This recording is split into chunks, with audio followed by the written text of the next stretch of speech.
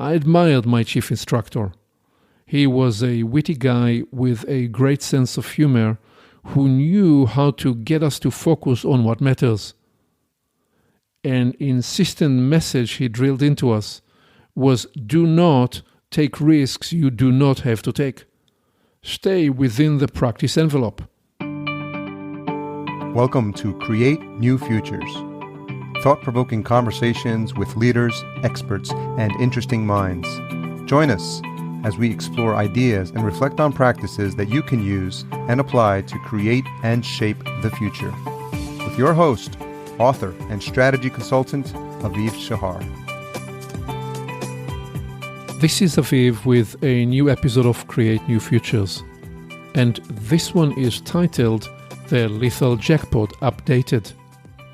Consider 3 edge-of-the-envelope scenarios: a Black Swan, a perfect storm, and a lethal jackpot. A Black Swan is an unpredictable event that unleashes severe consequences. A perfect storm occurs when a rare combination of circumstances drastically and negatively aggravates an event. What is a lethal jackpot? I initially published the Lethal Jackpot in October 2008, during the financial crisis that became the Great Recession. In the article, I described how I discovered the lethal jackpot and outlined how and why the Great Recession was made possible because of a lethal jackpot combination. While assisting my clients' leadership teams throughout 2020 as they grappled with the challenges of the pandemic and the need to pivot from crisis management to managing the crisis and then to evolving the future of their organizations, I realized the extent to which the lethal jackpot insight could enhance their efforts. Here is the updated description of the insight and its application to your life. How I discovered the lethal jackpot. A few months after I was assigned to my Israeli Air Force squadron, my operational training chief instructor fatally crashed his plane during a war games practice. The operational training phase of my Air Force experience was an exhilarating time for me. Having just completed the fighter pilot course, my fellow graduates and I moved on to learning and practicing what we needed to know and do to become operational pilots. I admired my chief instructor. He was a witty guy with a great sense of humor who knew how to get us to focus on what matters. An insistent message he drilled into us was, do not take risks you do not have to take. Stay within the practice envelope.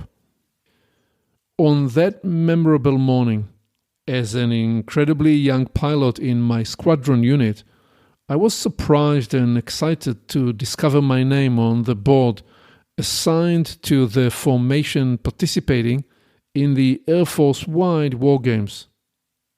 We had completed the morning briefing and were preparing for our flight when the message came through that there had been a fatal accident.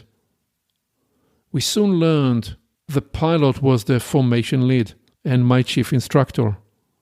I was shocked and physically shaken. To hide my reaction, I found a corner where no one would see me as I threw up. The Air Force culture was one of tough bravado that required us to maintain our surface show of confidence. Naturally, I concealed how shaken I felt and joined my colleagues in putting on a show. You did not remove yourself from a formation you were assigned to, especially not on a war games practice day. Several months later, one of the best pilots in the most advanced F-15 squadron crashed during a flight on a clear evening. Shaken for the second time, I also was now scared.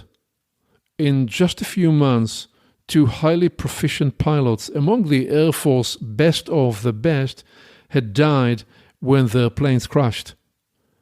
2 talented young men with hopes and loves and dreams for the future ended up in the ground. I was petrified. What was to prevent me from following in their footsteps? Now that it was apparent to me that being a highly trained and gifted pilot was insufficient to avert a devastating disaster, I became obsessed with finding a way to avoid such a catastrophe. Convinced that the key to staying alive was preventative, I set out to search for a traceable recurring cause that shapes the anatomy of accidents. To pursue this urgent inquiry, I accessed the investigative reports from 20 years of Air Force accidents. The more I read, the more disturbed I became. I was unable to find any unifying theme. Instead, each accident had its own story. Some involved mechanical failures, while others resulted from unique weather conditions. Many causes were traced to pilot error, such as experiencing vertigo or flying too low. Because these accidents had occurred with experienced pilots, my rational conclusion was that one easily could happen to me. In frustration and disgust, I read the reports one more time, frantically seeking an organizing principle, a universal element that could warn me of impending danger. This time, the clue that had eluded me previously emerged from the details of the reports.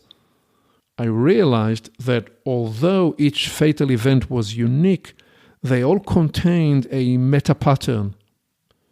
The rule I discovered is that most of the fatal accidents occurred not just when 1 or 2 things went wrong. Rather, they typically involved a rare confluence of 3, 4, 5, or even 7 things that went wrong. For example, a crash might result from a convergence of a mechanical issue, foggy conditions with limited visibility, a last-minute change of plans, someone's being in a rush, an unrelated stressful home situation, a bad night's sleep, and another unexpected minor incident that together morph into a seemingly unavoidable and fatal chain of events. This rule is the lethal jackpot, a convergence pattern of several edge-of-the-envelope conditions and irregularities that together develop into an inescapable, devastating crash. By examining the nature of this deadly pattern, I found the practical insight I was seeking. This surprising discovery and its actionable brief became a game changer that saved my life on several occasions. Instead of merely trying to avoid accidents, I realized I must intercept and stop patterns of convergent irregularities and risk. My reverse engineering of the Air Force crashes suggested that removing any one factor from the equation had the potential to stop the entire chain of events that had led to the crash. If just one of a series of irregular factors could be intercepted at the right time, the lethal jackpot would be averted and the accident prevented. The lethal jackpot insight catalyzed what has become a daily practice for me in all aspects of my life, watching for the pattern. That is, when something goes wrong, I become alert. When a second surprising irregular or risk factor enters the equation, I shift into a super alert mode, searching for a possible third factor like a hawk hunting for prey. If it shows up, I abort the pattern as soon as I can. Here is a hypothetical, somewhat common non-work example. While I'm driving cross-country with my family, a large semi-trailer suddenly and unexpectedly shifts into my lane, forcing me to abruptly touch the brakes and maneuver to avoid a collision. As is my practice in this type of situation, I say out loud, "That's a number one," which is my self-instruction to be on alert.